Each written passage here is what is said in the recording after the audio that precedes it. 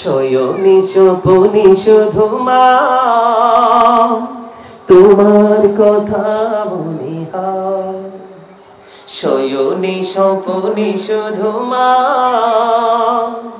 তোমার কথা মনে হয়। কতদিন দেখি না তোমায়, ভুলে কি গেছ। মা হলেন মাজুর, মা হলেন ল্যাংড়া, মা হলেন আতুর, হাঁটতে পারে না চলতে পারে না বন্ধু, কিন্তু মায়ের শখ হলো, মায়ের শখ হলো আমি খানায় কাবা তওয়াফ করব। সুবহানাল্লাহ বলেন না। কিন্তু মা তো হাঁটতে পারে না, মা তো চলতে পারে না। এবার কি করলেন বন্ধু, আমার দিকে তাকান। এবার মা তার একটা মাত্র সন্তান, এই সন্তানটা মাকে কাঁধে করিয়া 7 বছর পর্যন্ত খানায় কাবা তওয়াফ করিয়েছে। আওয়াজ তুলে তোরে বলেন না সুবহানাল্লাহ। কত বছর? ও মির্জাপুরের মানুষ, আমার ভাই, আমার বাবা গো, মা যে কত বড় ধন, বাবা যে কত বড় নিয়ামত, এটা যারা মা হারিয়েছে রে, বাবা যারা হারিয়েছে রে, তারা ছাড়া পৃথিবীর কেউ বুঝতে পারবে না। এই যে দেখেন একটা ছেলের অবস্থা, মায়ের কথা বলতে দেরি রে, হাউমাউ করে চিৎকার করতে সে দেরি করে না, কারণ যে মা হারিয়েছে পুরো পৃথিবী তার শূন্য হয়ে গেছে। ঠিক কিনা বলেন বন্ধু? পৃথিবীর সকল দুঃখ বলে যায় একমাত্র মায়ের আঁচল তলে গেলে সন্তান, আর কোন সুন্দর জায়গা নাই রে বন্ধু। সন্তানটা 7 বছর, 1 বছর 2 বছর নয়, 7 বছর মাকে কাঁধে করে বন্ধু খানায় কাবা তওয়াফ করিয়েছে। 7 বছর তওয়াফ করানোর পরে সাদিকুত তাইয়ার নামক এক আবেদকে ডাক দিয়ে বললেন, আমার মা মাজুর, আমার মা চলতে পারে না, আমার মা হাঁটতে পারে না, আমি 7 বছর পর্যন্ত আমারে কাঁধে করিয়া আমি আমার মাকে খানায় কাবা তওয়াফ করিয়েছি। আপনি বলে দেন আমার মায়ের দুধের ঋণ আমি শোধ করতে পারছি কিনা? ওই সাদিকুত তাইয়ার একটা ডাক দিয়ে বলে, ওরে পাগল, শুধু 7 বছর নয় রে, তোমার হায়াত যদি 50,000 বছর হয়, কত হাজার? তোমার হায়াত যদি 50,000 বছর হয় রে, 50,000 বছর হায়াত পাওয়ার পরে যদি তুমি তোমার ওই দুঃখিনী মাকে তুমি যদি কাঁধে চড়াইয়া খানায় কাবা তওয়াফ করো, ওই যে তুমি গভীর রজনীতে গোটা পৃথিবীর মানুষ ঘুমিয়েছিল রে, তুমি তোমার মায়ের বুকের স্তন চেপে ধরে তুমি দুধ পান করেছিলে। মাত্র একটা রজনী, মাত্র একটা রাত্র তুমি মায়ের ওই নিবিড় রজনীতে পৃথিবীর সকল মানুষ ঘুমিয়েছিল, তোমার বাবাও পাশে শুয়েছিল কিন্তু বাবাও ঘুমিয়েছিল। বন্ধু, মা দুঃখিনী কখনো ঘুমায় নাই, মায়ের স্তন চেপে ধরে তুমি দুধ পান করেছিলে মাত্র একটা রাত্র। 50,000 বছর হায়াত পাওয়ার পরে ওই 50,000 বছর যদি তুমি তোমার মাকে কাঁধে করে খানায় কাবা তওয়াফ করো, একটা রাত্রে যে দুধ খেয়েছো, একটা রাত্রে দুধের ঋণ তুমি শোধ করতে পারবা না। আওয়াজ তুলে তুলে বলেন না আল্লাহু আকবার। মা শব্দটা তো অতি ছোট কিন্তু অনেক বেশি প্রেমময়। কথা বলেন না কেন? আমার কাছে মনে হয় ও বন্ধু, মা শব্দটা পৃথিবীর সবচেয়ে মধুর। জোরে জোরে কন্যা সুবহানাল্লাহ। এই জন্য বলেছি যাদের মা বাবা দুনিয়ায় বেঁচে আছে বন্ধু, মা যদি ডাক দে মায়ের কাছে চলে যাও। মা যদি অসুস্থ হয়, কাজের বুয়া নয়, নিজের বিবি নয়, সম্ভব হলে নিজেই মায়ের পাশে সেবা করো। কারণ তুমি যখন অসুস্থ হয়েছিলে, মা দুঃখিনী পৃথিবীর কোন নারীকে তোমার কাছে আসতে দেয়নি। ওই জনম দুঃখী মাই তোমাকে মানুষ করেছে, তোমাকে সেবা করেছে। কিন্তু মায়ের বেলায় কেন রে কাজের লোক? কথা বলেন না কেন? এগুলো বিবেকবান মানুষ যারা, সত্যিকারের বিবেকবান যারা, তাদের কলিজায় ঢুকবে। বিবেকহীন যারা, তারা এগুলোর ওজন কত বুঝবে না বন্ধু। ঠিক কিনা বলেন? বন্ধুরে আমার, মা বড় নিয়ামত। আমি কেমন করে বুঝাবো? মায়ের দাম বোঝানোর জন্য বলছি বন্ধু। একদিন মূসা নবী আল্লাহ রাব্বুল আলামিনকে প্রশ্ন করলেন, ওগো আল্লাহ, আমার সাথে জান্নাতে বন্ধু হয়ে যাবে আমার উম্মত কে? এবার আল্লাহ রাব্বুল আলামিন মূসা কালিমুল্লাহকে একটা ডাক দিয়ে বললেন, রে মূসা, তুমি বলো কি চলে যাও, ওখানে গিয়ে দেখবা একজন মানুষ গোশত বিক্রি করে যার নাম হলো আলী বিন মুআফিক। এবার দৌড়ে চলে গেলেন বন্ধু। যাওয়ার পরে দেখতে পেলেন ওই আলী বিন মুআফিক একজন কসাই। গভীরভাবে মন দিয়ে শোনো যুবক, আলী বিন মুআফিক একজন কসাই। এত বিশ্রী তার চেহারা, পৃথিবীর কোন মানুষের সাথে তাকে মেলানো যায় না। মুসা কালিমুল্লাহ দেখে আশ্চর্য হয়ে গেলেন, কি ঘটনা, এত বিশ্রী চেহারার মানুষ, এত কুৎসিত চেহারার মানুষ, সে নাকি আমি মুসার বন্ধু রে, কেমন করে সেই এই যোগ্যতা অর্জন করলো? আমি মুসা আজকে সময় দেব। ঘুরতে ঘুরতে ঘুরতে ঘুরতে তার গোশত বিক্রি করা শেষ হয়ে গেল। মুসা নবীর সঙ্গে বন্ধু বাড়ি চলে গেল। বাড়ি যাইয়া দেখলেন বুড়িমা সারাদিন গোশত বিক্রি করলো। ওই আলী বিন মুআফিক ইনি নিজে না খেয়ে আগে মাকে খাওয়ালেন। মাকে খাওয়াইয়া শান্ত করে এবার ওই আলী বিন মুআফিক গেলেন ফ্রেশ হওয়ার জন্য। এবার দেখলেন ওই বুড়িমা দুইটা হাত তুলে আল্লাহর দরবারে বলতেছে, কি যেন বলতেছে। মুসা একটা ডাক দিয়ে বললেন, ওগো বুড়িমা, আমাকে বলে দাও তুমি কি বলতেছো, আল্লাহর কাছে কে চাইতেছো, আপনি কে গো, আপনার কাছে কেনই বা আমি কথাগুলো বলবো? এবার মুসাকে ডাক দিয়ে বললেন, ও মুসা আপনি কে? কয় আমি আপনার নবী মুসা, আমি আল্লাহর কাছে দরখাস্ত দিয়েছি আমার সন্তানকে যেন আমার আল্লাহ মুসা নবী বন্ধু বানাইয়া জান্নাতে দেয়। এবার এই মুসা কালিমুল্লাহ একটা ডাক দিয়ে বললেন, ও বুড়িমা, আল্লাহ তোমার ডাক শুনেছে, তোমার ডাক কবুল করেছে। আমি দরখাস্ত দিয়েছিলাম আল্লাহর কাছে আমার সাথে কে রে জান্নাতে বন্ধু হয়ে যাবে, আমার আল্লাহ তোমার এই আলী বিন মুআফিকের ঠিকানা দিয়েছে। জোরে জোরে কন্যা সুবহানাল্লাহ।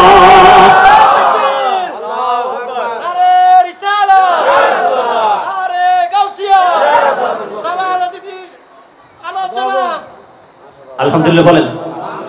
আমার দিকে তাকানো বন্ধু, বুখারী শরীফ থেকে একটা হাদিসের অংশ বিশেষ আমি আপনাদেরকে শোনাই। মায়ের মর্যাদা বোঝানোর জন্য হযরত জুরিজ নামে একজন আল্লাহওয়ালা বুজুর্গ ছেলে ছিল। এদিক তাকান, আমি আলোচনা গুছিয়ে দিচ্ছি বন্ধু, আমার দিকে তাকান। আলী বিন মুআফিক এটা দেখছেন মুসা নবীর বন্ধু হয়েছে, আর মা বাবার সাথে কেমন করে আচরণ করতে হবে এই হাদিস থেকে বন্ধু শিক্ষা নিয়ে নেবেন। আমি আপনাদেরকে বিরক্ত কোনো ভাবে আলোচনা শোনাবো না বন্ধু। জুরিজ ছিলেন আল্লাহওয়ালা বুজুর্গ। আমরা যেমনি করে দলবদ্ধভাবে মসজিদে গিয়ে নামাজ পড়ি, আজকে যেমনি সবাই সম্মিলিতভাবে আলোচনা শুনেছি, ইবাদত করতে এসেছি, কিন্তু জুরিজ এমন ভাবে আমল করতে তিনি পছন্দ করতেন না। একা একা একা একা তিনি আমল করতে পছন্দ করতেন। তিনি কি করলেন, দেখতে দেখতে তিনি একদিন মাটির একটা হুজরা বানালেন। লোকালয় থেকে, মানুষ থেকে অনেক দূরে তিনি এখানে একা একা আল্লাহর গোলামি করতেন, ইবাদত করতেন। করতে করতে করতে করতে একদিন নামাজরত অবস্থায় বাহিরে তার মা চলে গেল। গভীর মনোযোগ যুবক, হৃদয় দিয়ে শোনো বন্ধু।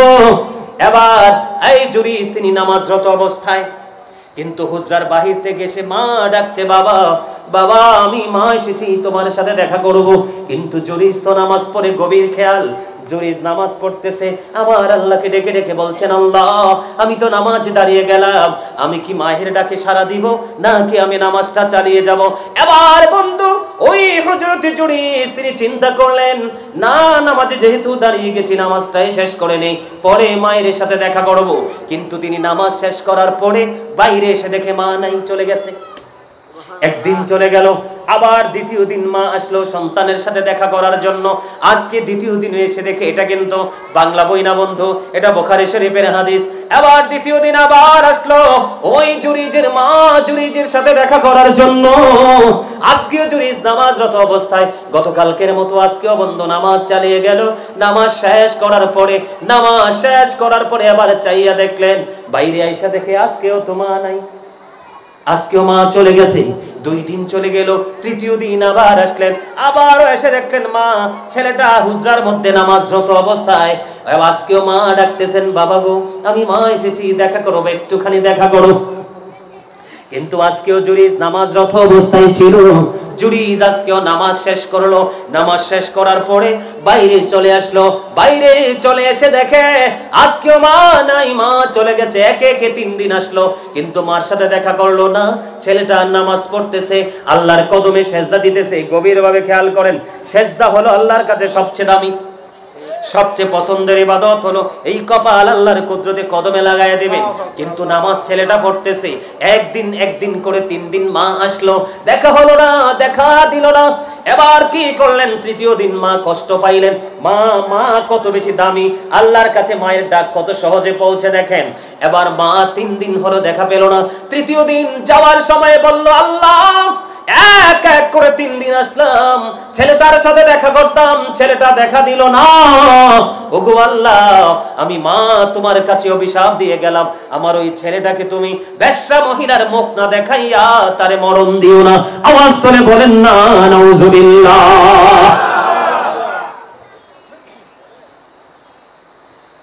খেয়াল করছেন? এবার কি করলেন?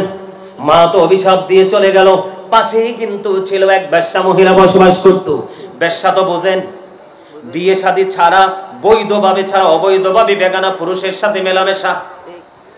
যখন ওই জুরিজের মা জুরিজকে অভিশপ্ত করে চলে গেলেন, ঠিক তখনই ওই এলাকায় একজন বেশ্যা মহিলা ছিল, যার গর্ভে তখনই সন্তান ছিল। নাউজুবিল্লাহ বলেন আর জোরে। বন্ধুরে আমার, ওই বেশ্যা মহিলার ধীরে ধীরে বাচ্চা পেটে বড় হতে লাগলো। বড় হইতে হইতে হইতে হইতে একদিন বাচ্চাটা প্রসব করলো। প্রসব করার পরে এবার যখন বাচ্চা আসলো, যেহেতু তার স্বামী নাই, প্রশ্ন আসবে কি আসবে না? এবার বন্ধু মহিলাকে প্রশ্ন করা হলো, ওই তুমি বাচ্চা কোথায় পেয়েছো? এতদিন কিন্তু বেশ্যা মহিলার জুরিসকে নিয়ে কোনো ইন্টারেস্ট নাই। মা যেদিন থেকে অভিশাপ দিয়ে গেল, ওই পরেই বেশ্যা মহিলাকে প্রশ্ন করা হলো, বাচ্চা কোথায় পেলে তুমি? এবার ওই বেশ্যা মহিলা ডাক দিয়ে বললেন, ওই বাচ্চা আমি এনেছি জুরিস থেকে। আওয়াজ তুলে কন্যা নাউজুবিল্লাহ। বলেন আপনারা জুরিস কি জানে? ও তো আল্লাহওয়ালা, সে শুধু তার ইবাদতে মশগুল, আল্লাহর ধ্যানে মশগুল। সে তো বেশ্যা মহিলাকে দেখেও নাই, মেলামেশা থাক দূরে। কিন্তু কোনটা ঘটনা কোথায়? কথা বলেন না কেন? ঘটনা কোথায়? মায়ের যে ছোট্ট একখানা 1 লাইনের চিঠি আল্লাহর কাছে কবুল হয়ে গেল। এবার বন্ধু বেশ্যা মহিলা যখন এই জুরিজের কথা বলল, তৎকালীন সময়ে মানুষগুলো কি করলেন? দৌড়ে ছুটে আসলেন, জুরিজকে প্রহার করতে শুরু করলেন, তার ওই মাটির হুজরাটা ভেঙে ফেললেন। কিন্তু জুরিজ তো জানে না তাকে কেন প্রহার করছে। জুরিজ ডাক দিয়ে বললেন, আমার অপরাধটা কি, আমাকে একটুখানি বলবে কি তোমরা? এবার ওই জুরিজ কি ডাকার পরে জুরিজকে বলল, তুমি বেশ্যা মহিলার সাথে মিলন করেছো, ওর বাচ্চা প্রসব করেছে, এই জন্য তোমার এই সাজা দিব আমরা। এবার জুরিজ একটা ডাক দিয়ে বললেন, তোমরা আমাকে একটা গটি পানি দাও। একটা গটি পানি যখন দিল, আর এদিক দিয়ে বললেন, বাচ্চাটাকে আমার কাছে নিয়ে আসো। ওরা অসংখ্য মানুষ এর সত্যতা যাচাই দেখতে আসলো। এবার কি করলেন? জুরিজ ওযু বানাইয়া 2 রাকাত নামাজ পড়লেন। নামাজ শেষ করার পরে এই লোকালয়ের মাঝখানে ডাক দিয়ে বললেন, বাচ্চাটাকে আমার কাছে নিয়ে আসো। বাচ্চাটাকে ওনার কাছে যখন আনা হলো, বাচ্চাটার পেটটার উপর একটা হাত দিয়ে জুরিজ বলল, বাবু বলো না তোমার বাবা কে? ওই ছোট্ট বাচ্চার অটো জবান খুলে গেল। ওই ছোট্ট বাচ্চা দেখিয়ে দিল, ওই রাখাল আমার বাবা। আওয়াজ করে কন্যা আল্লাহু আকবার। আপনারা বলেন, মায়ের অভিশাপটা কতটুকু ছিল? বেশ্যা মহিলার মুখ না দেখাইয়া তারে মরণ দিও না। এখন বেশ্যা মহিলার মুখ দেখছেনি? আমার কথা কন না কেন? এবার এটা হলো একটা সাবজেক্ট, একটা সাইড। আর একটা সাইড হলো জুরিস কতটুকু আল্লাহওয়ালা, কতটুকু বুজুর্গ, কতটুকু আল্লাহর ওলি।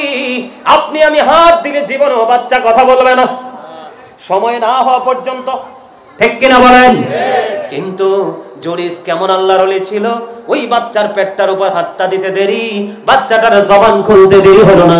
তাহলে আপনারা আমাকে বলে দেন, তাহলে এত আল্লাহওয়ালা, এত বুজুর্গ হওয়ার পরেও যদি মায়ের অভিশাপ থেকে বাঁচতে না পারে, তাহলে এই পশ্চিম মির্জাপুরের ছেলেরার উপায় আসেনি? তাহলে মা বাবার কলিজায় আগুন দেওয়া যাবে কি যাবে না? আরো জোরে। বাবা যা চায় তা দিতে হবে সামর্থ্য অনুযায়ী, মা যা চায় তা দিতে হবে। মায়ের কাপড় না থাকলে কাপড় কিনে দিতে হবে, মার ওষুধ না থাকলে ওষুধ কিনে দিতে হবে। বন্ধু আমি আজকে বলে গেলাম, আপনারা প্রমাণ করে দেখবেন, সত্যিকারের মা কোনোদিন সন্তানের কাছে এমন কিছু চায় না যেটা আমার সন্তানের জন্য কষ্টকর। সত্যিকারে বাবা কোনোদিন সন্তানের কাছে এমন জিনিস চায় না যেটা সন্তানের জন্য কষ্টকর। দেখবেন 30 লক্ষ 50 লক্ষ টাকা বিদেশ গিয়ে মায়ের খেয়ে আসে, মা ডাক দিয়া বলে বাবা গো আমার টাকার প্রয়োজন নাই, আমি গাছতলায় থাকবো কিন্তু তোমাকে নিয়ে থাকতে চাই বাবা, টাকা চলে গেছে যাক তুমি আমার কলিজার ধন আমার কাছে ফিরে আসো। কিন্তু শাশুড়ি কোনোদিন এই কথা বলবে না। কথা বলেন না কেন? শাশুড়ি কোনোদিন এই কথা বলবে না। শাশুড়ির প্রেম হলো স্বার্থের মধ্যে সীমাবদ্ধ, আর মা বাবার প্রেম নিঃস্বার্থ, এটার কোনো লিমিট নাই। শ্বশুর শাশুড়ির প্রেমের মধ্যে লিমিট আছে।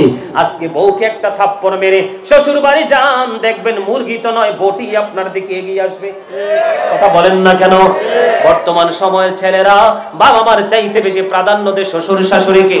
মনে রাখবেন শ্বশুর শাশুড়ির পায়ের নিচে সন্তানের জান্নাত নয়, সন্তানের জান্নাত হলো গর্ভধারিণীর মায়ের পায়ের নিচে। এখন অনেক শ্বশুর শাশুড়ি মন খারাপ করতে পারে যে হুজুর আমাদেরকে ছোট করে বলছে, ও শ্বশুর শাশুড়ি যারা হয়েছেন তারা কেন টেনশন করেছেন, ঘুরে ফিরে আপনিও তো কোনো না কোনো ছেলে মেয়ের বাবা মা, তাহলে জায়গাটা তো আপনারও আছে। তাহলে মন খারাপ করার কোনো দরকার নেই। নিজের ছেলেকে আমার করে আরেকজনের কলিজায় আগুন দিয়ে নিজের ঘরে অটো আগুন জ্বালানোর কোনো প্রয়োজন নাই, ঠিক কিনা বলেন? ওই ছেলের মাকে মায়ের কাছে থাকতে দেন।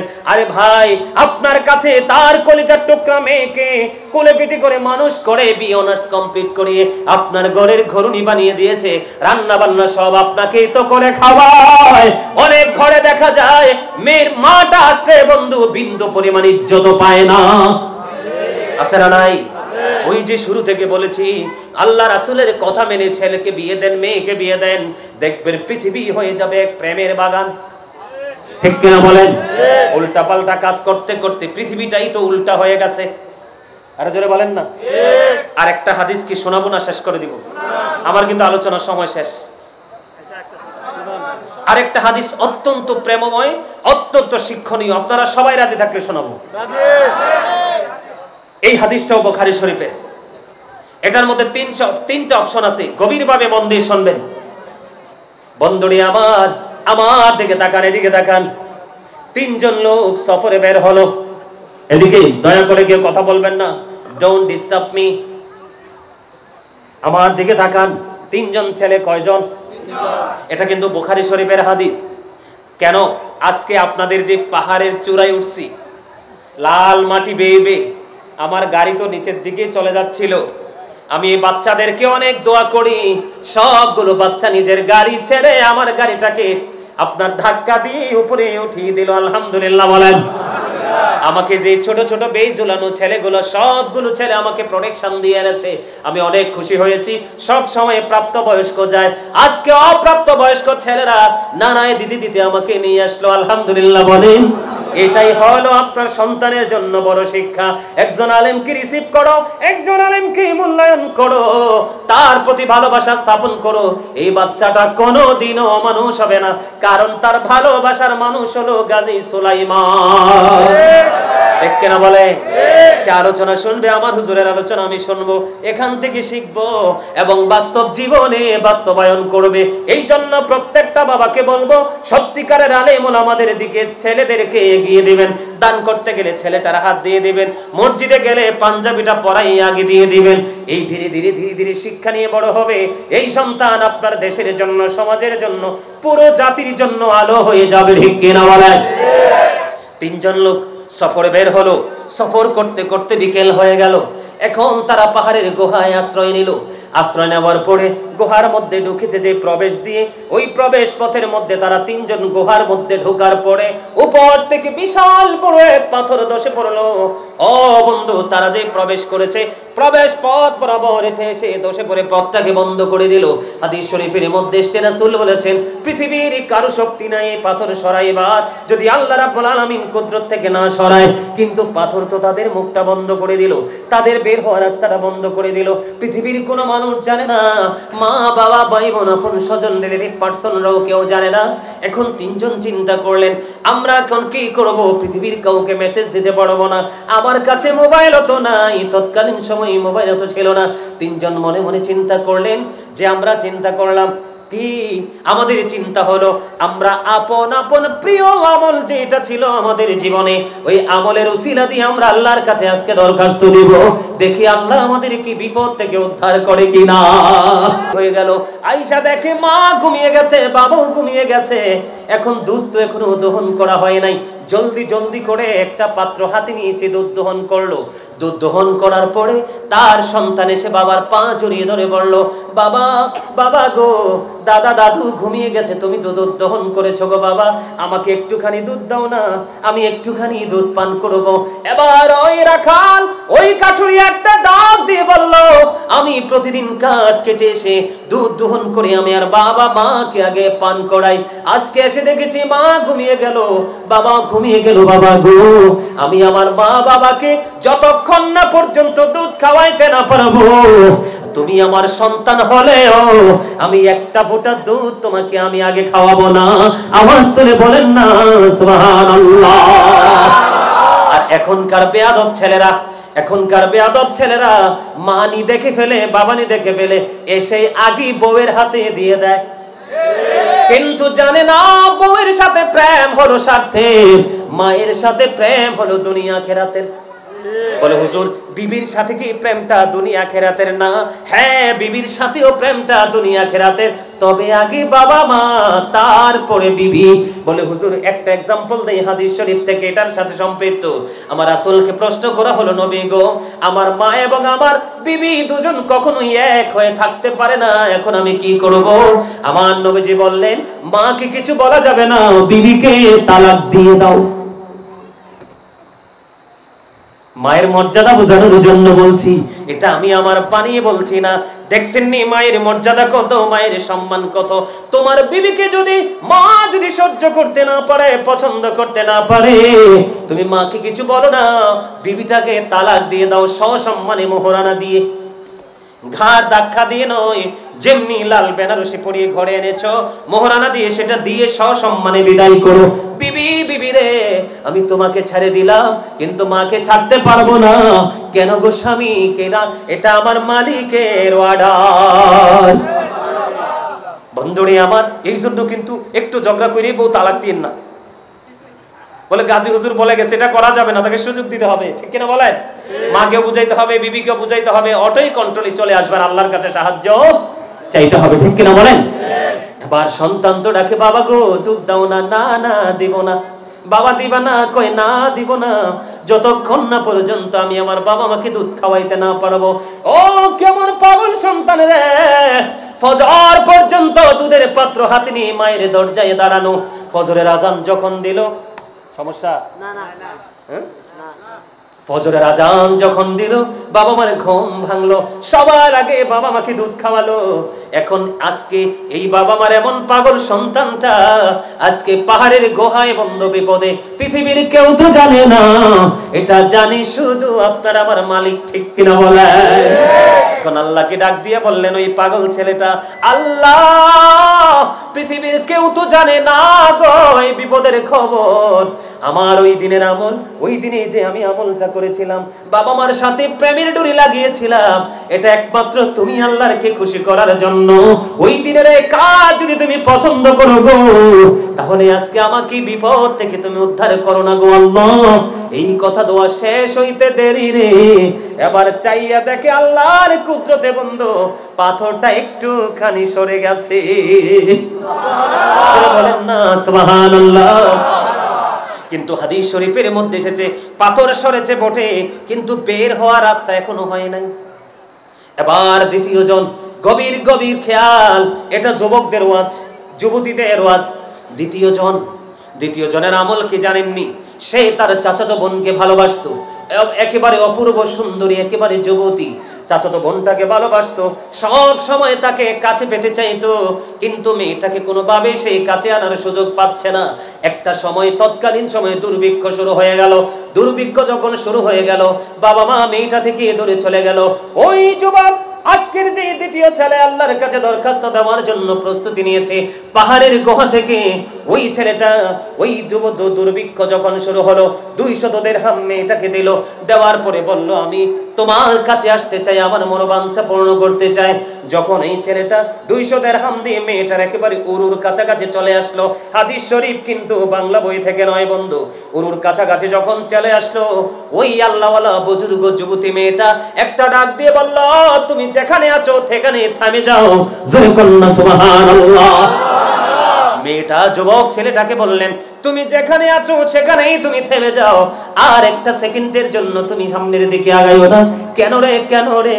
এই জন্য তুমি আগাবে না কারণ আমার যিনি স্বামী হবে, আমি যার ঘরের গরণী হব, যে লাল বেনারসি পরে আমাকে বউ বানিয়ে ঘরে নেবে, তার জন্য আমার ইজ্জত রক্ষা করে রাখতে হবে, ধরে রাখতে হবে। আমার এই হক হলো আমার স্বামীর, আমি তোমাকে সেই হক দেব না। ও বন্ধু যুবক, তাম এমন আল্লাহর রহমত তার সিনায় ঢুকলো, সেই মেয়েটাকে ছেড়ে তাৎক্ষণিকভাবে দূরে চলে গেল।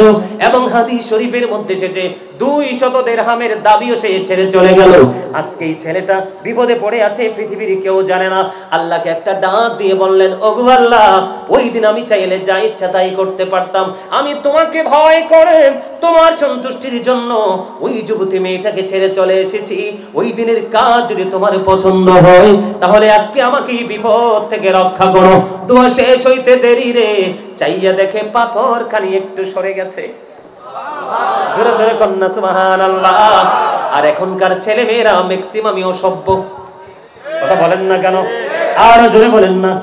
জিনা ব্যভিচার সমকামিতা বাড়ছে কিনা? আরো জোরে বলেন না কেন? এই আমার দিকে তাকান, উপযুক্ত দুইটা মেয়ে একই কাঁথার নিচে ঘুমাইতে পারবে না।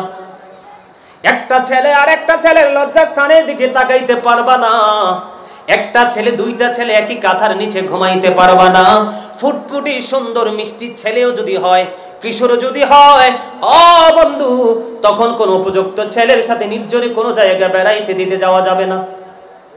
এগুলো মনে রাখতে হবে রে, এগুলো মনে রাখতে হবে, এগুলো শিক্ষা।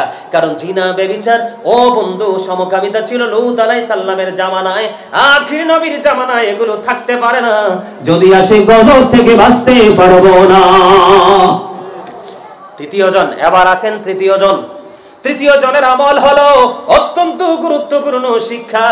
তৃতীয় জনের আমল হলো, উনি কাজের লোক দিয়ে তিনি কাজ করিয়েছিলেন, সবাইকে তিনি বেতন দিয়ে দিলেন, কিন্তু একজন বেতন নেওয়া ছাড়া চলে গেল।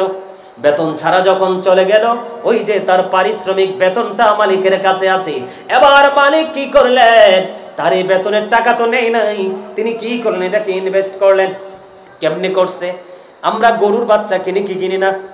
এটা বড় হয় না, বাচ্চা দেয় না।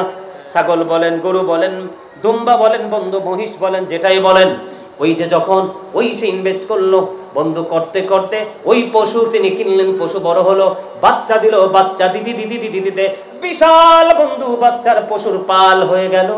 এবার ওই তৃতীয় জন, ওনার কাছে হঠাৎ করে একদিন ওই কাজের লোক আসলো, আইসা বলে, মালিক আপনার মনে আছে কিনা জানি না, আমি আপনার গোলামি করেছিলাম, কিন্তু আমার গোলামির বেতন তো আপনি দেন নাই, আমি এটা ছাড়াই চলে গেলাম। আজকে আমি আপনার কাছে এসেছি আমার বেতন নেওয়ার জন্য, আমার পাওনাটা বুঝে নেওয়ার জন্য একটু দয়া করে দিবেন কি? এই কথা বলার পরে এবার ওই মালিক ডাক দিয়ে বললেন, ওই মাঠের দিকে নজর দাও, ওই মাঠের দিকে চাইয়া দেখো, ওই যে পশুর পাল দেখা যায়, এই সবগুলো তোমার। জোরে জোরে কন্না সুবহানাল্লাহ। কাজের লোকটা আশ্চর্য হয়ে গেল, মালিক আপনি কি বলছেন গো? কয়, হ তুমি যেই দিন আমার কাছে পারিশ্রমিক রেখেছিলে, একটা বাচ্চা কিনেছিলাম, বাচ্চা বড় হলো, মা হয়ে বাচ্চা দিল, আরেকটা বাচ্চা বড় হলো, এমনি করতে করতে পশুর পাল বড় হলো। এগুলো আমি শুধু দেখি শুনে রেখেছি, এগুলোর আমি মালিক না, এগুলো তুমি নিয়ে যাও। ওই কাজের লোকে এইগুলো নিয়ে গেল।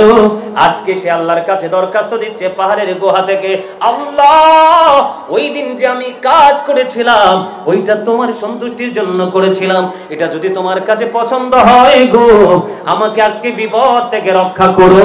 সঙ্গে সঙ্গে পাথর পুরোটা সরে গেল, তিনজনই বিপদ মুক্ত হয়ে গেল। আরো জোরে বলেন না সুবহানাল্লাহ। আর এখন আমরা কি করি? কাজের লোকের কিভাবে বেতন কম দিব সেই চেষ্টা করি, ঠিক কিনা বলেন?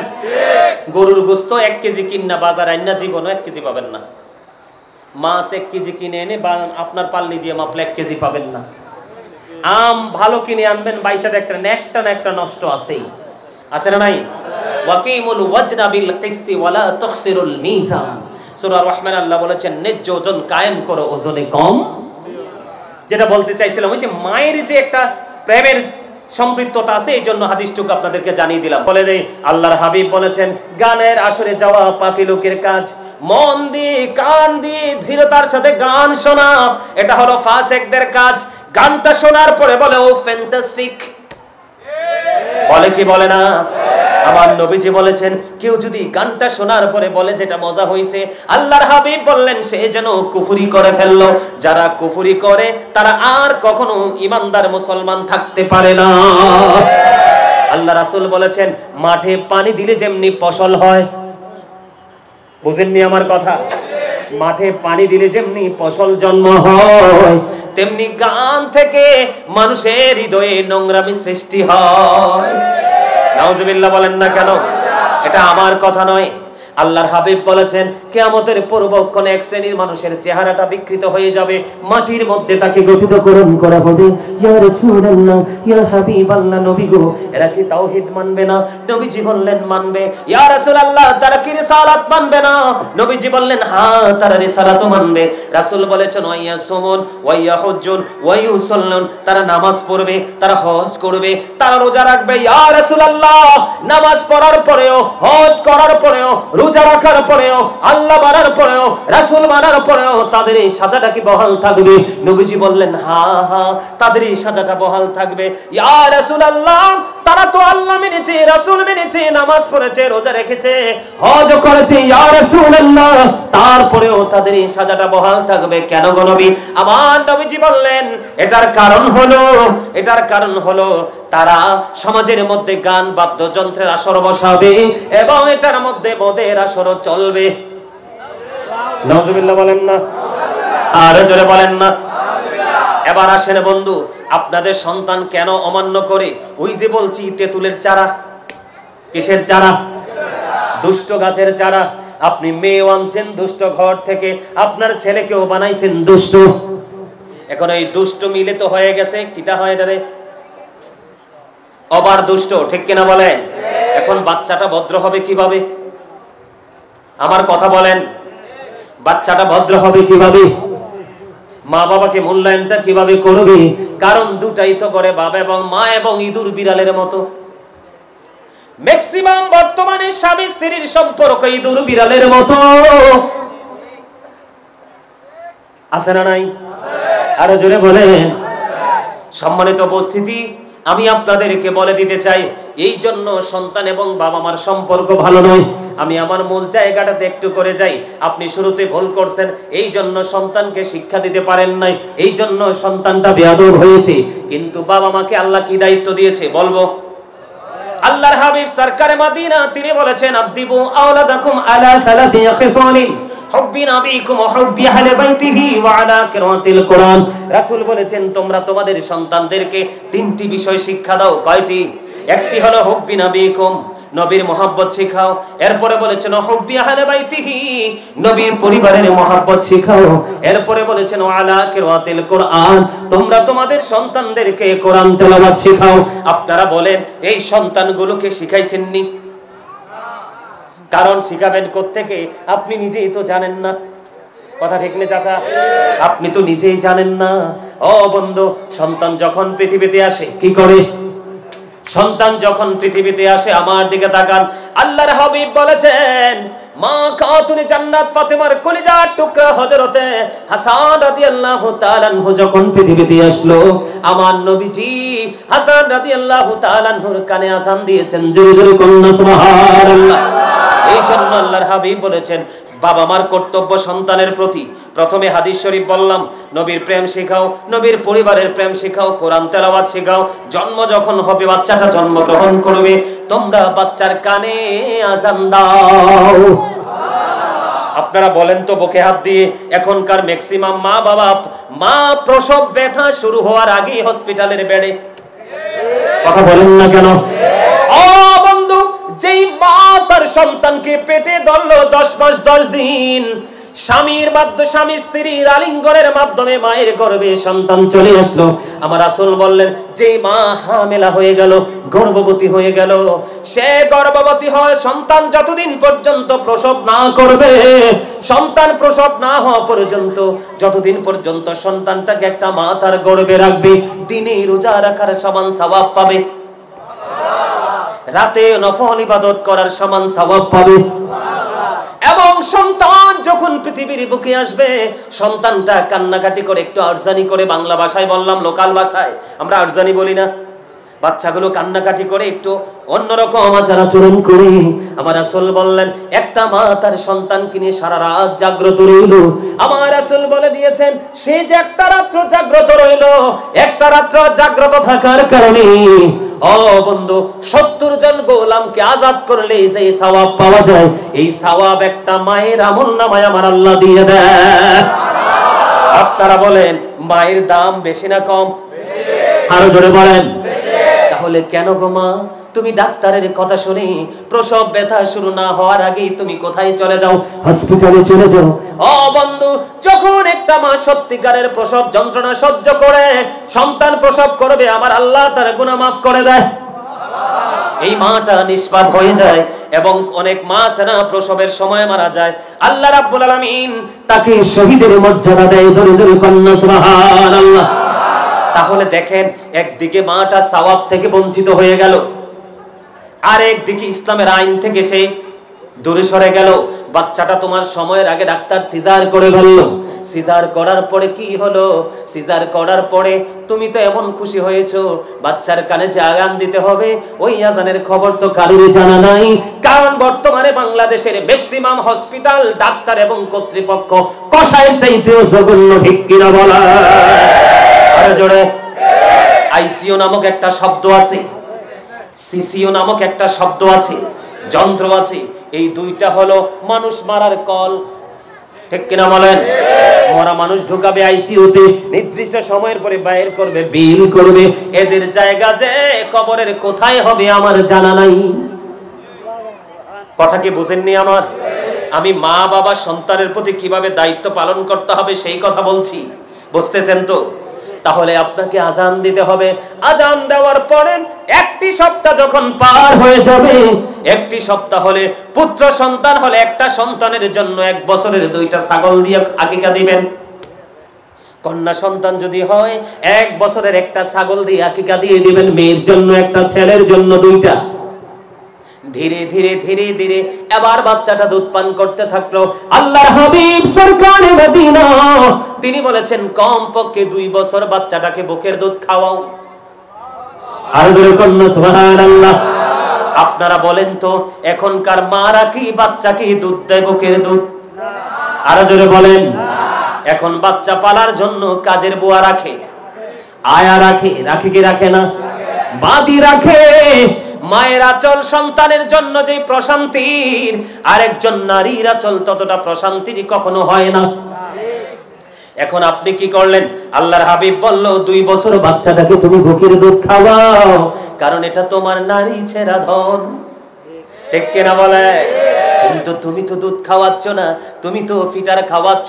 এই ফিটার খাওয়ানোর কারণে বাচ্চার সাথে তোমার দূরত্ব সৃষ্টি হয়ে গেল। আরো জোরে বলেন না, কি হয়ে গেল? দূরত্ব সৃষ্টি হয়ে গেল।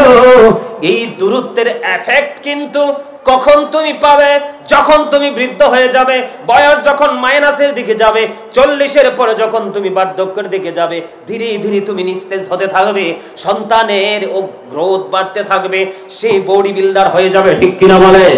ওই যে তুমি সন্তানকে ভোগ থেকে দূরে সরিয়ে দিয়েছো, তুমি বৃদ্ধ হওয়ার পরে সন্তান যেইভাবে তোমাকে বুকে জড়িয়ে রাখার কথা, এইটা 1000 চেষ্টা করলেও সেটা তুমি পারবে না। কারণ বাচ্চার দায়িত্ব আল্লাহ তোমাকে যেইভাবে দিয়েছিল, তুমি তো সেইভাবে দায়িত্বটা পালন করনি, ঠিক কিনা বলে?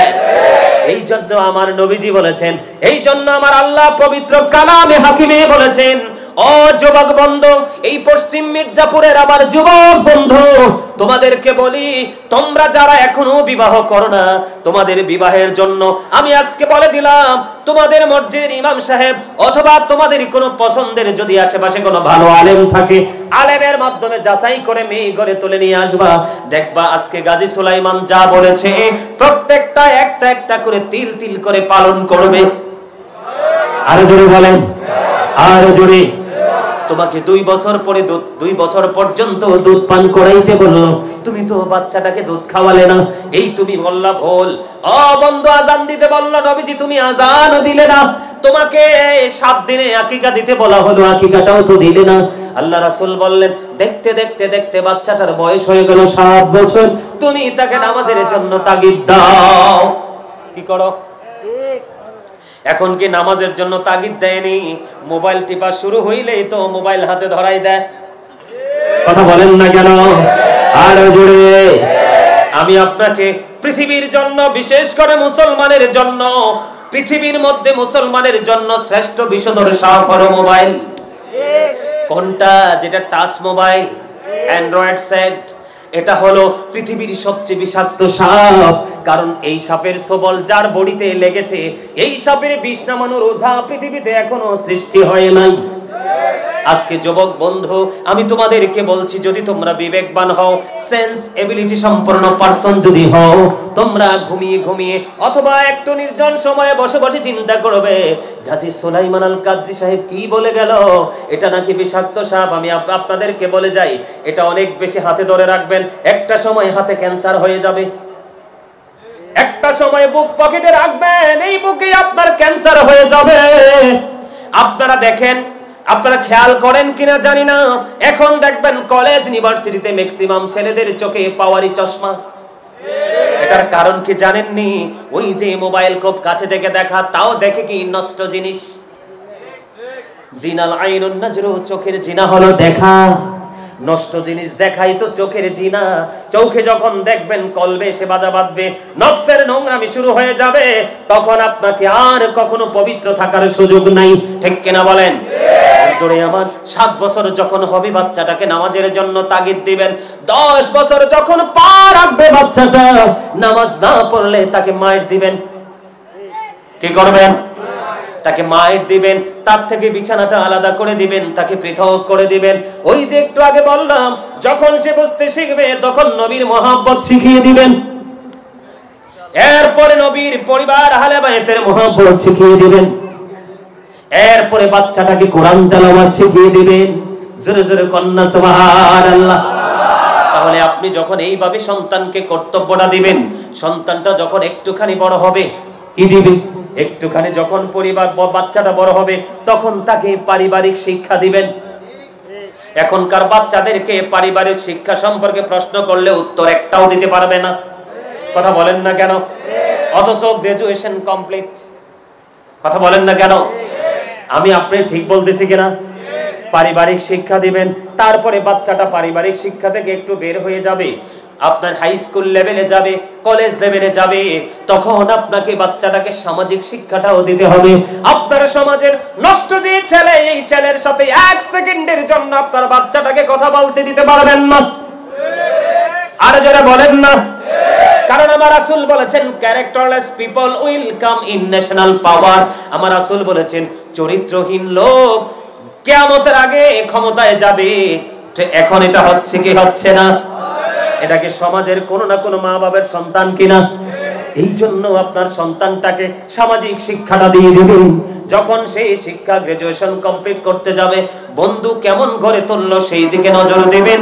তাহলে আপনার সন্তান কখনোই আর মানুষ থেকে অমানুষ হবে না। ঠিক কিনা বলায়? এই শিক্ষা দেই কি দেই না? মনু মনু কি হইলি? কথা বলা যাইবে না মনু? আপনারা তো হাসতেও পারলেন না মিয়া। আমি যেই 2 লাইন বলছি, 2 লাইনই বরিশাইল্লা কথা। হেইয়া মুই কইতে আরি, বুঝছেন নি? আরে ভালো করে হাসেন না মিয়া। আল্লাহ রাসূল বলছেন, তোমরা হার্টকে ভালো রাখতে হলে বেশি বেশি হাসো, তবে অনেক বেশি না, অতিরিক্ত না। মানুষের সাথে মিশো, মানুষের সাথে শেয়ার করো, একটু একটু করে হাসো, হার্ট ভালো থাকবে। আর গোমরা মুখে থাকবা, হার্টে প্রবলেম আসবে। আর যেই কোনো মুহূর্তে হার্টের কি স্পট ডেট, জাগাত নাই, ঠিক কিনা? আরো জোরে, আরো জোরে। তাহলে সন্তানকে যখন আপনি দায়িত্বগুলো পালন করবেন, সন্তান তাহলে আর কি হবে না, মানুষ অমানুষ হবে না, ঠিক কিনা বলেন? আমার আগে যিনি আলোচনা করেছিলেন আমার ভাই, তিনি বলেছিলেন ওয়াবুদুল্লাহ ওয়ালা তুশরিকু বিহি শাইআ ওয়া বিল ওয়ালিদাইনি ইহসানা। তিনি বলেছেন তোমরা আল্লাহর ইবাদত করো, কার করো? ওয়ালা তুশরিকু বিহি শাইআ, আল্লাহর ইবাদত ছাড়া আর কাউকে আল্লাহর সাথে শরীক করিও না, কোনো কিছুকে আল্লাহর সাথে শরীক করিও না, ঠিক কিনা বলেন? ওয়া বিল ওয়ালিদাইনি ইহসানা, তোমরা মা বাবার সাথে সদ্ব্যবহার করো, ভালো আচরণ করো, কার কথা? এই জন্য আমি কি বলি জানেন, every parent should take care their children very carefully. প্রত্যেকটা পিতামাতার উচিত তাদের সন্তানের দায়িত্ব যত্ন সহকারে পালন করা। We should Obi our parents, আমাদের প্রত্যেকের উচিত আমাদের পিতামাতাকে মান্য করা, কারণ পিতামাতাকে মান্য করা ফরজ, তাদেরকে ভালোবাসা ফরজ, তাদেরকে উচ্চ মর্যাদা দেওয়া ফরজ, তাদেরকে কোনোভাবে কষ্ট দেওয়া টোটালি হারাম। এখন ছেলেরা মেয়েরা কষ্ট দেয় কি দেয় না? আরো জোরে বলেন, আরো জোরে। দেয় কি দেয় না? এটার কারণ কি? সন্তানের শিক্ষার অভাব। কিসের অভাব? ও পশ্চিম মির্জাপুরের যুবক, মা বাবার কলিজায় আগুন দিও না, মা বাবার কলিজায় ব্যথা দিও না। যদি কষ্ট পাও অনেক দূরে চলে যাবা, কষ্টটা যখন লাঘব হয়ে যাবে তারপরে তাদের কাছে চলে আসবা। বন্ধু, আমি কিছুদিন আগে খবর পাইলাম একটা মার অভাব দেখা দিয়েছে, তার পেটের সন্তানের কাছে কিছু টাকা আছে, বুঝছেন নি? সে কি করলো? তার সন্তানের কাছে টাকাটা চাইলো। মা চাওয়ার পরে মাকে টাকাটা দিলেন। দেওয়ার পরে এবার মাকে ডাক দিয়ে বললেন, মা আমি তোমাকে টাকাটা এমনি এমনি দেই নাই। কি করি নাই? আমি তোমাকে টাকাটা এমনি এমনি দেই নাই, আমি যে তোমাকে টাকাটা দিয়েছি এর বিনিময়ে তুমি আমাকে বেনিফিট দিতে হবে। বাবা তুই কি বলস? তুমি আমাকে সুদ দিতে হবে। নাউজুবিল্লাহ। মা তো নিয়ে বিপদে পড়ে গেছে, কি দিতে হবে? সুদ দিতে হবে। মা অলরেডি সন্তানকে সুদও দিয়েছে। নাউজুবিল্লাহ বলেন না কেন? আল্লাহর নবী যখন মেরাজে গেলেন, জান্নাত দেখলেন, জাহান্নাম দেখলেন, জাহান্নামের দিকে নজর দিয়ে চাইয়া দেখলেন এক একটা মানুষের পেট এক একটা ঘরের মতো বড় বড়। এবার আল্লাহর হাবিব জিব্রাইলকে বললেন, ও ভাই জিব্রাইল বলে দাও না, এই যে ঘরের মতো বড় বড় পেটওয়ালা মানুষ এরা কারা রে? আমার রাসূল জানিয়ে দিলেন, জিব্রাইল জানিয়ে দিলেন, ইয়া রাসূলুল্লাহ, ইয়া হাবিবাল্লাহ, নবী গো, এই ঘরের মতো বড় বড় পেটওয়ালা মানুষগুলো হলো এই পৃথিবীর আপনার নামদারি উম্মত সুদখোরগুলা। নাউজুবিল্লাহ বলেন না কেন? আরো জোরে বলেন না। 9 টাকা যদি আপনার হালাল হয়, 1 টাকা যদি হারাম হয়, এই 9 এর সাথে একটা মিলে হলো কত? 10। আল্লাহর হাবিব বললেন 10 টাকা দিয়ে যদি তুমি একটা জামা বানাও, এই জামা পরে যদি তুমি নামাজ পড়ো, কিয়ামত পর্যন্ত নামাজ পড়তে পারবা, লাভ হবে না, আমার আল্লাহর দরবারে কবুল হবে না। কারণ আমার রাসূল বলেছেন লা তুকবালু সালাতুম বিগাইরি তুহুর, আমার রাসূল বলেছেন পবিত্রতা ছাড়া ইবাদত কবুল হয় না। জোরে জোরে কন্না নাউজুবিল্লাহ। লা তুকবালু সালাতুম বিগাইরি তুহুর ওয়ালা সাদাকাতিন মিন গুলুল, আমার রাসূল বলেছেন পবিত্রতা ছাড়া ইবাদত কবুল হয় না, হালাল টাকা না হইলে দান সাদকাও কবুল হয় না। ও পশ্চিম মির্জাপুরের আমার ভাই, আমার বাবা গো, তোমরা তো জানো না আমার আল্লাহ সূরা আল ইমরানের 185 নম্বর আয়াতের শেষ অংশে বলে দিয়েছেন, ওয়ামাল হায়াতুদ দুনিয়া ইল্লা মাতাউল গুরুর, এই দুনিয়ার জীবন, এই দুনিয়ার জিন্দেগি একটা ধোঁকা এবং প্রতারণা। কোরআন শরীফের 19 পারা সূরা শুআরার 88 নম্বর আয়াতে আমার আল্লাহ বলেছেন, ইয়াউমা লা ইয়ানফাউ মালু ওয়ালা বানুন। আমার আল্লাহ বলে দিয়েছেন আপনার ধন সম্পদ সন্তান সন্ততি কাল কিয়ামতের দিন কোনো কাজে আসবে না। ও মির্জাপুরের বাবা এবং মা, আমি আপনাদেরকে বলে দিতে চাই, সুদের মাধ্যমে টাকা উপার্জন করে সন্তানকে দিয়ে যাবেন, সে আরামে ভোগ করবে, কিন্তু ওখানে আপনাকেই কষ্ট ভোগ করতে হবে। কিন্তু দুঃখজনক হলেও সত্য, আল্লাহ বলেছেন লা ইয়ামুতু, people will not die that day. আল্লাহ বলেছেন ওখানে মানুষ আর মরতে পারবে না। ফিহা ওয়ালা ইয়াহইয়া, people will not be able to lie life day, সেদিন মানুষ আর বাঁচতেও পারবে না। আল্লাহ বলেছেন ওমা হুমান হাবি গায়বিন, people will not be able to escape that day. সেদিন মানুষ সেখান থেকে আর পালাইতেও পারবে না, বাঁচতেও পারবে না, মরতেও পারবে না, পালাইতেও পারবে না। যন্ত্রণা কন্টিনিউয়াসলি তোমাকে ভোগ করতে হবে। এই পশ্চিম মির্জাপুরে আমার ভাই এবং বাবা কেউ যদি সুদ খেয়ে থাকেন, আজকে থেকে বন্ধ করে দিবেন। আশা করা যায় আপনার আল্লাহ আপনাকে ক্ষমা করে দিবে। কারণ আজকে থেকে আলোচনা শোনার পরে যদি বন্ধ করেন, তাহলে আমি মনে করব আপনার মধ্যে তাকওয়া মানে ভয় ঢুকেছে। ঠিক কিনা বলেন? আমি আপনাদেরকে বলি, এই সুদখোর যখন পানির তৃষ্ণা লাগবে, পাগল হয়ে যাবে, এত গরম পানি তার মাথায় ঢেলে দেওয়া হবে, ঢালতে দেরি পেটের ভিতর থেকে সব কিছু লিকুইড হয়ে বের হয়ে যাবে। ওই যে বললাম, চিৎকার করবে, কান্নাকাটি করবে, হাহাকার করবে, বাঁচতে পারবা না, মরতে পারবা না, পালাতেও পারবা না।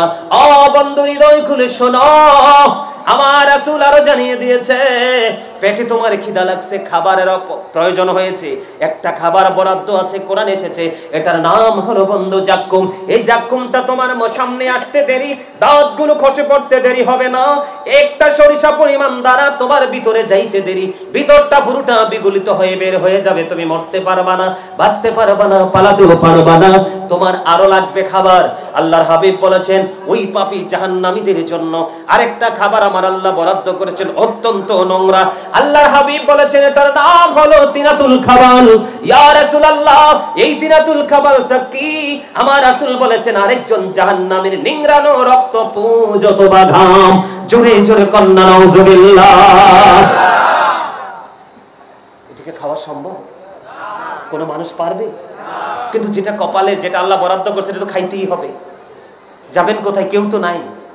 সন্তান সন্ততি একটাও কাজে লাগবে না। ওয়াজ করছে কোথায়? কোরআন শরীফের 19 পারা সূরা শুআরা।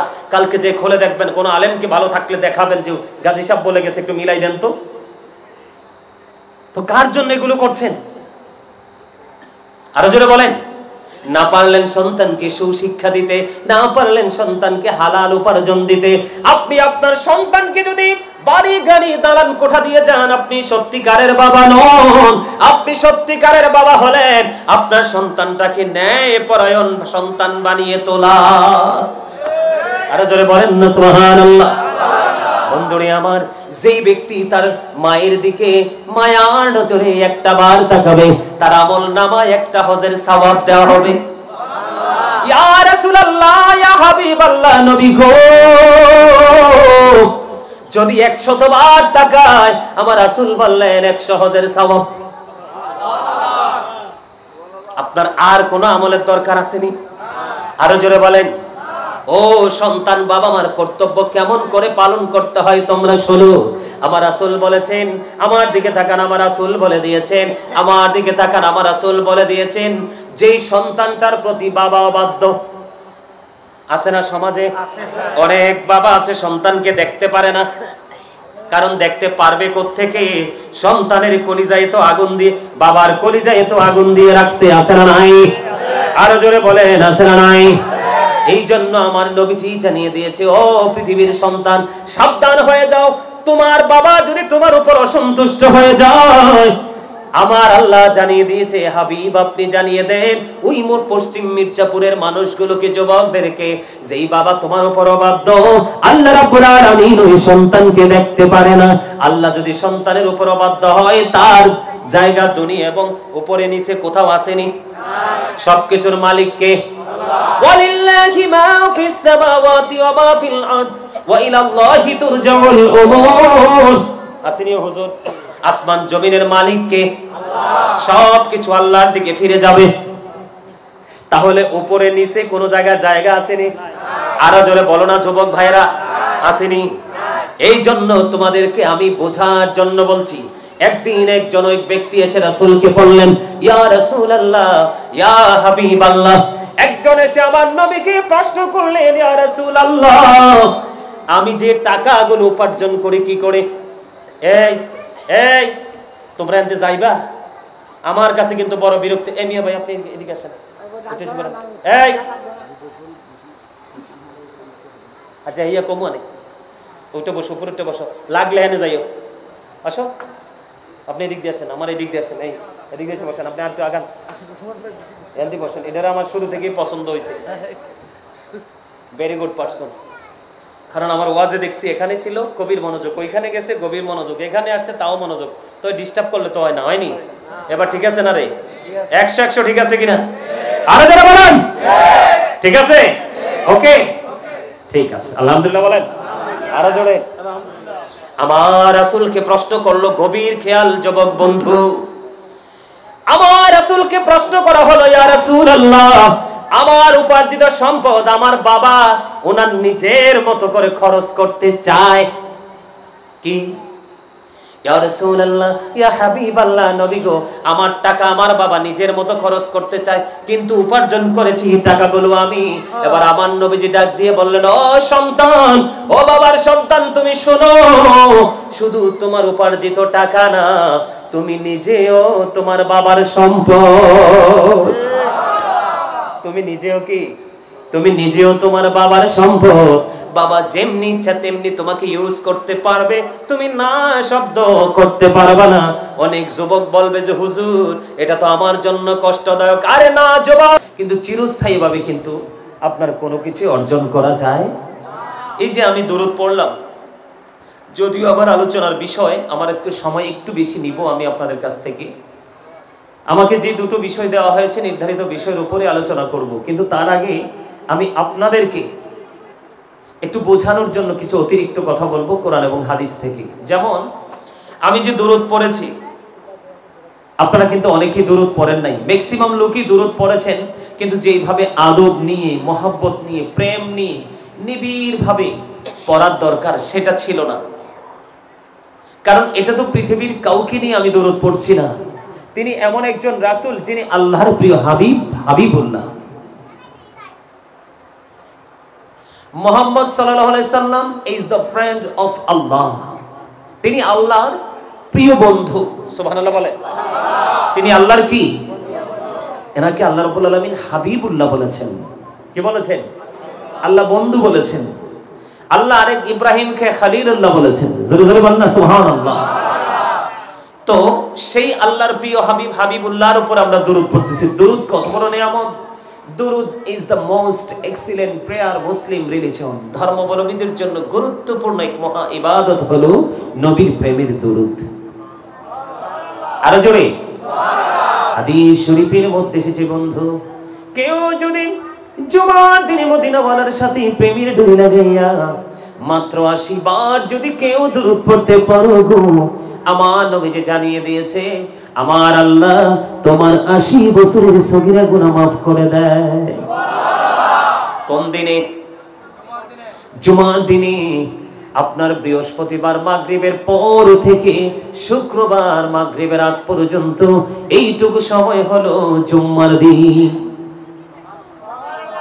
দাইলামি শরীফের মধ্যে এসেছে বন্ধু, আমার আপনার প্রাণের রাসূল, ও পশ্চিম মির্জাপুরের আমার মা, আমার বোন, আমার ভাই, আমি আমার বাবাকে ডেকে ডেকে বলবো, হৃদয়ের জানালা করে শোনো গো বন্ধু, আমার রাসূল বলেছেন, দাইলামি শরীফের মধ্যে এসেছে হাদিস খানা, হাদিসের রাবী হলেন হযরত আনাস রাদিয়াল্লাহু তাআলা আনহু। আমার আপনার প্রাণের রাসূল তিনি বলেছেন, ও পশ্চিম মির্জাপুরের মানুষ, আমার ভাই, আমার বাবা, আমার রাসূল বলে দিয়েছে, কেউ যদি মদিনার নবীর সাথে প্রেমের ডোরি লাগাইয়া প্রতিদিন যদি 1000 বার যদি দরুদ পড়তে পারো গো, আমার রাসূল বলেছে জান্নাত না দেখা পর্যন্ত তোমার মরণ হবে না। এই জন্য আমি প্রায় সময় বলি, দরুদ শরীফ পড়ে যারা আশিকি রাসূল, বলিনি মিলাদ শরীফ পড়ে যারা আশিকি রাসূল, যিনি হলেন আল্লাহ তাআলার, যিনি হলেন আল্লাহ তাআলার সৃষ্টি কোলের মূল, দরুদ শরীফ পড়ে যারা আশিকি রাসূল। কেউ পারেন না, বলতে পারেন না? আরে জোরে মারহাবা বলেন। আপনাদের সবাইকে বলছিলাম আমি, আপনাদের গ্যাপে কি কোনো সমস্যা আছে? তাহলে সামনে আসেন, আসেন আসেন সবাই, একটু মৌচাকে যেভাবে মৌমাছি বসে সেইভাবে বসেন। আমি আপনাকে বলি, আপনি যখন কোনো সিনেমা দেখতে যাবেন, ইসলাম বিদ্বেষী কাজ করতে যাবেন, তখন আপনার মনে কোনো ধরনের কোনো কুমন্ত্রণ আসবে না, কারণ আপনি কুমন্ত্রণের মধ্যে নিমজ্জিত আছেন, ঠিক না? মানে আপনি খারাপের মধ্যে অলরেডি নিমজ্জিত হয়ে আছেন, আপনার আর কোনো খারাপের কথা মনে পড়বে না। কি বলে কি বলে কি বলে সে খারাপ তো আছেই। আপনি যখন ভালো কাজের মধ্যে নিজেকে আপনার নিয়োজিত রাখবেন, তখন আপনার মধ্যে প্রতিকূল চিন্তা আসবে। কেন জানেন? কারণ বান্দা ভালো কাজ করে আল্লাহর নিয়ামত প্রাপ্ত হোক, এটা শয়তান কখনোই চায় না। এই জন্য আল্লাহ রাব্বুল আলামিন বলেছেন, শয়তান is the eternal enemy of the believers. ঈমানদারদের প্রকাশ্য শত্রু হলো শয়তান। ইন্না শাইতানা লাকুম আদুউন ফাত্তাখিযুহু আদুওয়া। জোরে জোরে বলেন আল্লাহু আকবার। আরে জোরে বলেন আল্লাহু আকবার। একবার বলেন নাউযুবিল্লাহ। কিন্তু আল্লাহ মুমিনকে বলেছেন, ইন্না কাইদা শাইতানি কানা দাঈফা। আল্লাহ বলেছেন শয়তান ডিসিপশন ইজ ভেরি উইক। ঈমানদারের জন্য, মুমিনের জন্য শয়তানের ধোঁকা একেবারে দুর্বল। হাজার চেষ্টা করো মুমিনকে শয়তান আটকাতে পারে না। তার বাস্তব নমুনা হলেন আজকে আপনারা। আপনাদের মতো অনেক মানুষকে আমি দেখেছি রাস্তায় দাঁড়িয়ে আছে, দোকানে বসে আছে, কিন্তু আপনারা জান্নাতের বাগানে চলে এসেছেন। তাদের মধ্যে আর আপনার মধ্যে আকাশ পাতাল পার্থক্য, যেটা আপনি আমি সহজে বুঝি না। বুঝবো কখন? যখন দু চোখ খেটে আমরা যখন 3.5 হাত মাটির ঘর, তার মানে বর্জকে জীবনের প্রথম স্টেপ যে কবর, আমি যখন ফিউচারের প্রথম ধাপে যাব, তখন আমি বুঝতে পারবো আমার এই সময় দেওয়াটা কত জরুরি ছিল। কিন্তু তখন বুঝে তো কোনো লাভ হবে না, কারণ আর রিটার্ন ফিরে আসার কোনো সুযোগ নেই। সম্মানিত উপস্থিতি, তাহলে আল্লাহর হাবিব বললেন, যে যত বেশি দরুদ পড়বে কাল হাসরের দিন আমি নবীর সে তত কাছাকাছি থাকবে।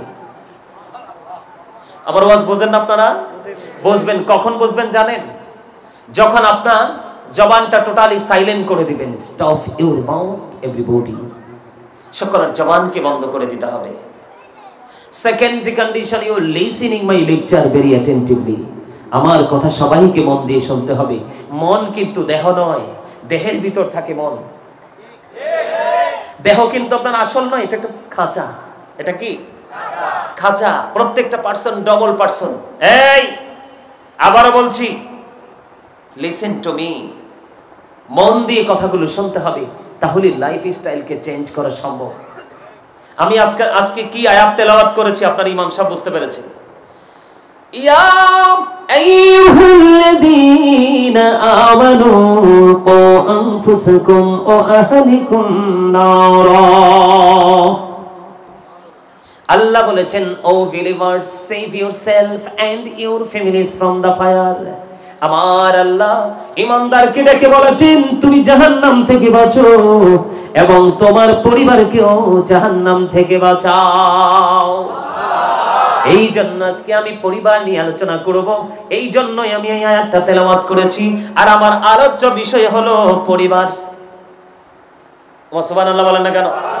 আর জোরে, আর জোরে, আর জোরে, আর জোরে।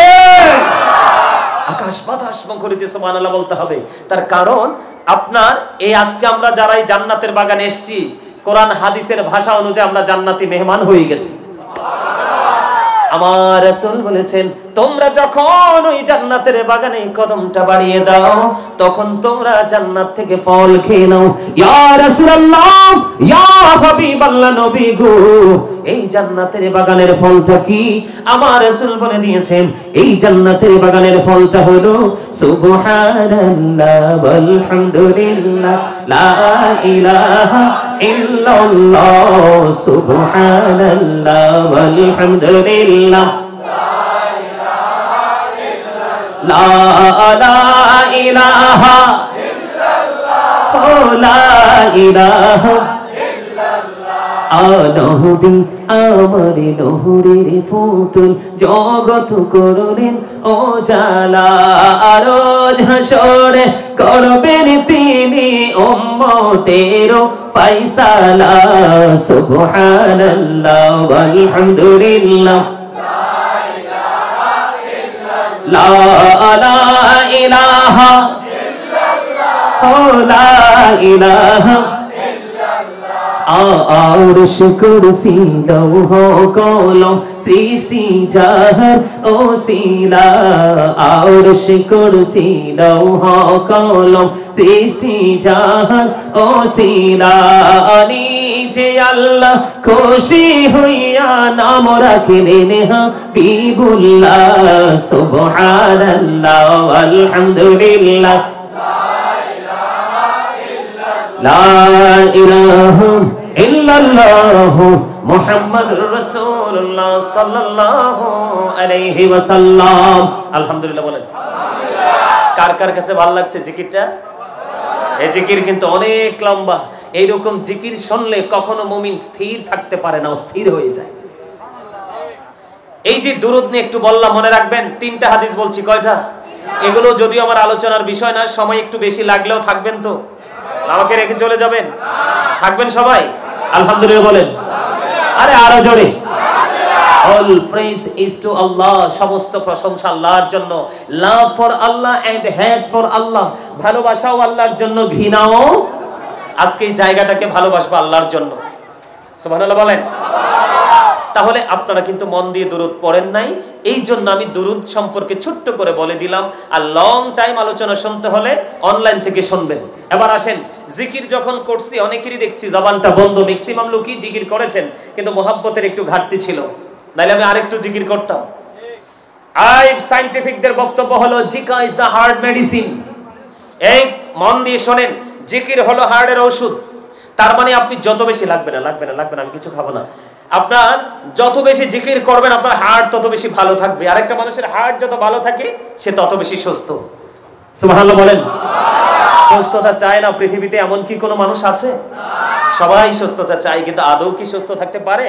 পারে না, কারণ চাইলে লাভ হবে কি? সুস্থ থাকার মতো কাজ তো মানুষ করে না। এবার আসেন, এটা হচ্ছে সায়েন্টিফিকদের বক্তব্য। এবং আল্লাহ কি বলতেছেন? আল্লাহ বলতেছেন remember me then I will remember you.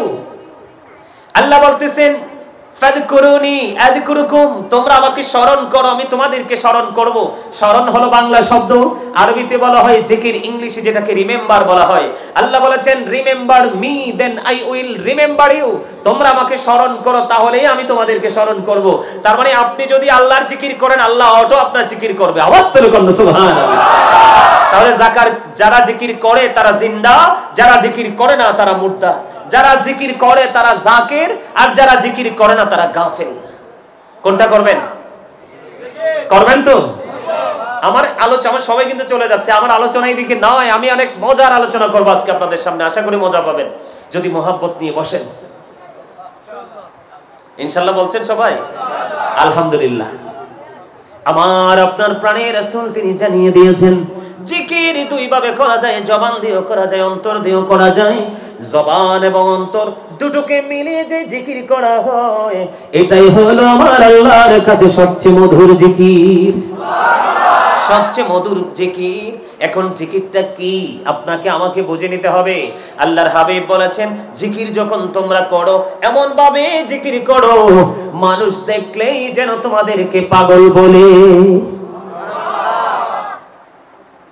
বুঝছেন নি জিকির কেমনে করতে হইব? এবার জিকির কেমন ভাবে করতে হবে? ফাযকুরুল্লাহ কিয়ামান, দাঁড়িয়ে দাঁড়িয়ে জিকির করো। ও কুউদান, বসে বসে জিকির করো। ওয়ালা যুনুবিকুম, শুয়ে শুয়ে জিকির করো। বসেও জিকির করা যায়, দাঁড়িয়ে জিকির করা যায়, শুয়ে জিকির করা যায়। তুমি দাঁড়িয়ে থাকলেও জিকির করতে হবে, বসে থাকলেও জিকির করতে হবে, শুয়ে থাকলেও জিকির করতে হবে। কোনো অজুহাতে জিকির বন্ধ করা যাবে না। জোরে জোরে সুবহানাল্লাহ। ওয়াজ কি মজা লাগে কিনা? আরো জোরে বলেন। আমার এই চাচার কাছে মজা লাগে, কারণ চাচা অনেক মজা পাইতেছে, শুরু থেকেই দেখছি অনেক মজা পাইতেছে। কর্নার ঠিক না? হোয়াইট কালার চাচা। আলহামদুলিল্লাহ বলেন। আরো জোরে।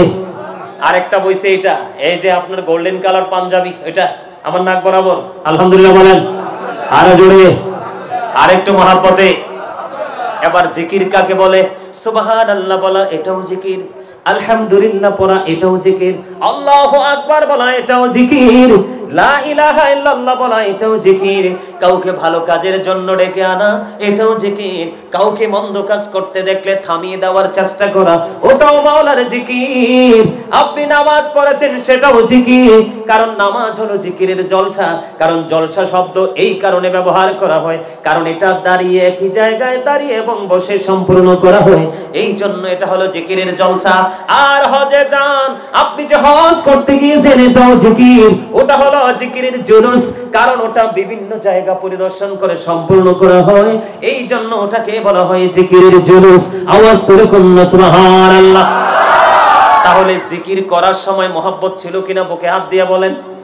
ছিল না, ছিল না, সবার ছিল না, মুষ্টিময় কয়েকজনের ছিল। এই জন্য এই ওয়াজটা করে নিলাম। জীবনে আজকের পর থেকে আর যদি জীবনে কোনোদিন দেখা না হয়, আপনি আমার এই দুটো সপ্তাহ মনে রেখে পথ চলবেন, আপনার জীবনে কোনোদিন অন্ধকার আসবে না। কারণ আমার আল্লাহ বলেছেন আল্লাযীনা আমানু, যারা ঈমান এনেছে, ওয়া কানু ইয়াত্তাকুন, এবং তাকওয়া অবলম্বন করেছে, লাহুমুল বুশরা, তাদের জন্য সুসংবাদ, ফিল হায়াতিদ দুনিয়া, দুনিয়ার জীবনে, অফিল আখিরা, এবং পরকালের জীবনে। আওয়াজ তুলে বলুন সুবহানাল্লাহ। তাহলে ইমানদার হলেই চলবে না, তাকওয়া থাকতে হবে। আল্লাহ বলেছেন O believers you fear me. আল্লাহ শুধু ইমানদারকে ডাক দিয়েছেন, কোন বেঈমানকে নয়, কোন কাফেরকে নয়, কোন মুশরিককে নয়, কোন মুনাফিককে নয়। আল্লাহ বলেছেন ইয়া আইয়ুহাল্লাযীনা আমানু ও বিলিভার্স। আল্লাহ ইমানদারকে ডেকে বলেছেন ইউ ফিয়ার মি। আল্লাহ বলেছেন ও ইমানদার তোমরা আমাকে ভয় করো। আল্লাহ তোমাকে ভয় করলে আমার লাভ হবে কি? আল্লাহ বলেছেন আল্লাহ উইল ফরগিভ ইউ। আল্লাহ কথা দিয়েছেন আল্লাহ তোমার সমস্ত জীবনের গুনাহ মাফ করে দিবে। লাভ না লস? মজার লাভ না?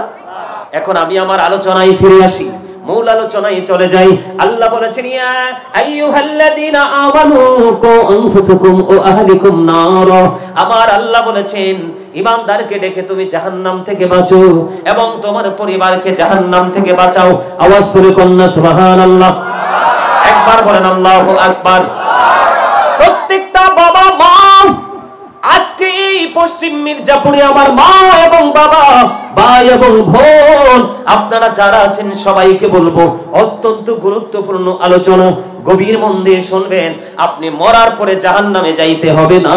এখন বর্তমানে পৃথিবীর বুকে এক একটা পরিবার এক একটা জাহান্নাম। আমার কথা কেন কিনলে? আপনি মরার পরে জাহান্নামে যাওয়ার দরকার নেই।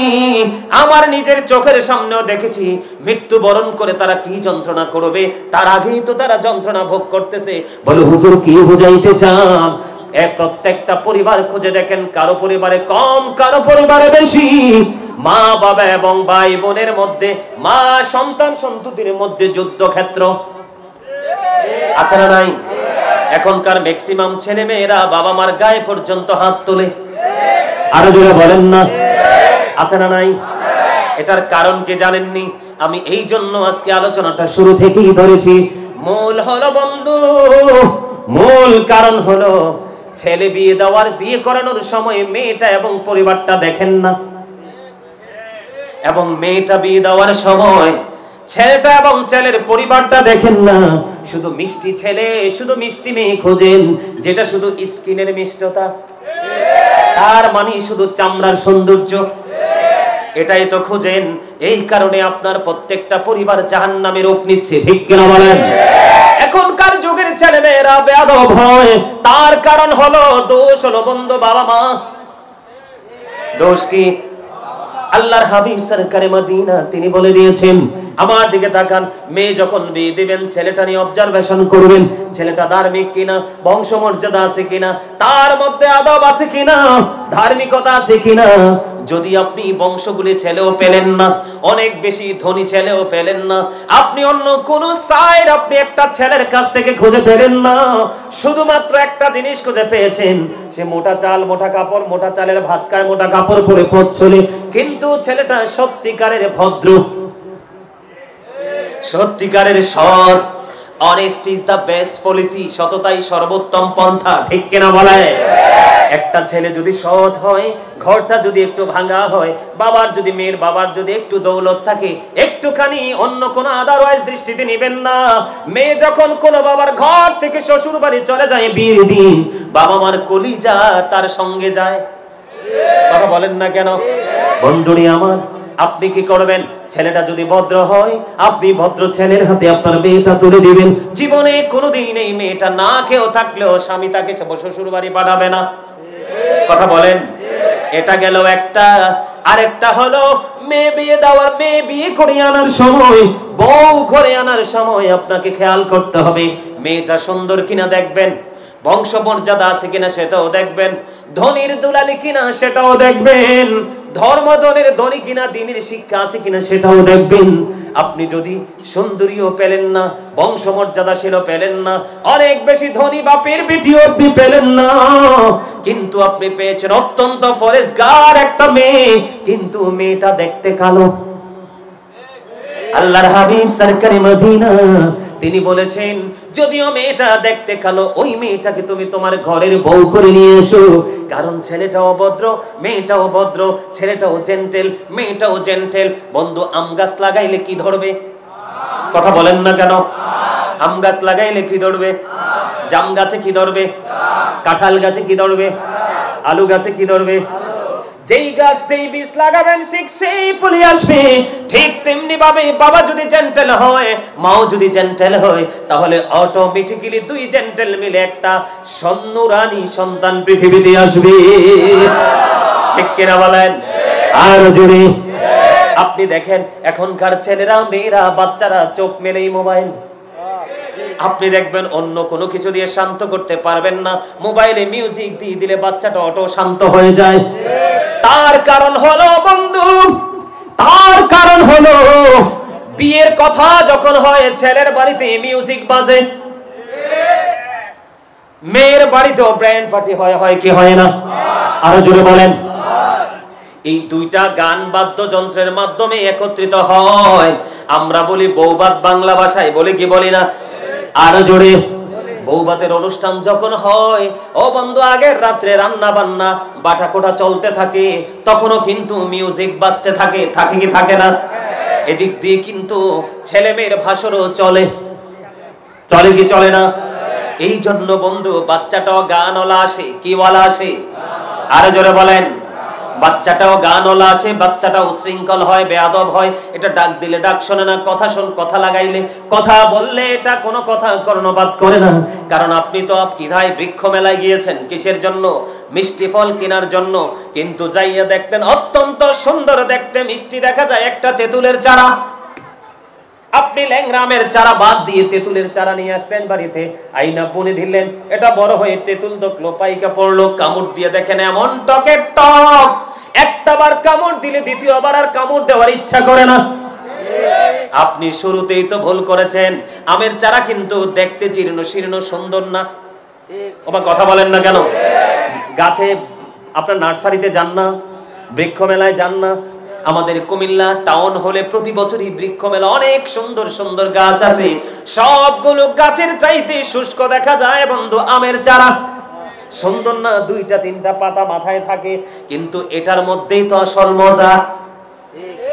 কিন্তু অন্যান্য টক ফল, বিশেষ করে তেঁতুলের পাতা দেখছেন নি কত সুন্দর, দেখলেই চোখ জুড়িয়ে যায়। কিন্তু বন্ধু এটা এত টক, এত দুষ্ট, এটা সবাই খাইতে পারে না। আপনি তো ল্যাংরাম কিনতে যেয়ে তেঁতুলের চারা আনছেন, এখন আপনার বীজ তেঁতুল, কিন্তু আপনি মিষ্টি আম পাবেন কোত্থেকে? এখন চিল্লা চিল্লি করলেও কোনো লাভ হবে না। আল্লাহর হাবিব বলেছেন, the music and musical instrument will be increased.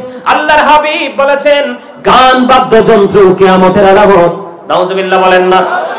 গান বাদ্যযন্ত্র ও বন্ধু কিয়ামতের আগে এটা বেড়ে যাবে। জোরকন্না নাউজুবিল্লাহ বলেন না? এখনকার ছেলেরা কি বেয়াদব কিনা ম্যাক্সিমাম? আরো জোরে, আরো জোরে, আরো জোরে। মুরব্বীদের অন্তর এখনো খুঁজলে পাওয়া যায় আল্লাহ আল্লাহ রাসূলের প্রেম ভালোবাসায় ভরা। বর্তমান প্রজন্মের ম্যাক্সিমাম যুবক যুবতীর অন্তর হিংসা, নোংরামি আর আত্মগরিমায় ভরা। ওয়াজ কি মন দিয়ে শোনেন না? তাহলে জিয়ে তো আস্তে কেন, স্লো কেন? জি তো অনেক সুন্দর হবে, হবে কি হবে না? এক্সাম্পল, গতকালকে আপনাদের এই পশ্চিম মির্জাপুরের ছেলেরা পাকিস্তান বাংলাদেশের খেলা নিয়ে জুয়া খেলছে কিনা? আরো জোরে বলেন, আরো জোরে বলেন।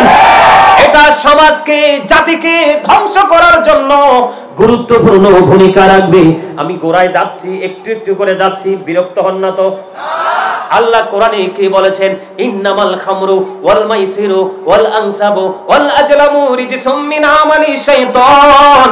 আবার আল্লাহ বলেছেন মদ, জুয়া, মূর্তি, ভাগ্য গণনা এগুলো ঘৃণ্য বস্তু, শয়তানের কাজ।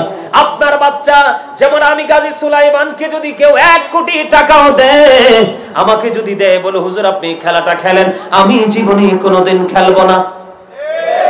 কেন খেলবো না? কারণ এটা যে নষ্ট, এটা যে পথভ্রষ্ট, এটা তো আমার মা আমি যখন বাড়তে শিখেছি তখনই তিনি এটা আমার ব্রেইনে ঢুকিয়ে দিয়েছে। কিন্তু যাদের ছেলেরা জুয়া খেলতেছে, মা বাবার সাথে খারাপ আচরণ করতেছে, ওরা সন্তানকে সঠিকভাবে কি করতে পারে নাই? ইনস্ট্রাকশন দিতে পারে নাই। এই জন্য আজকে এই অবস্থা, ঠিক কিনা বলেন?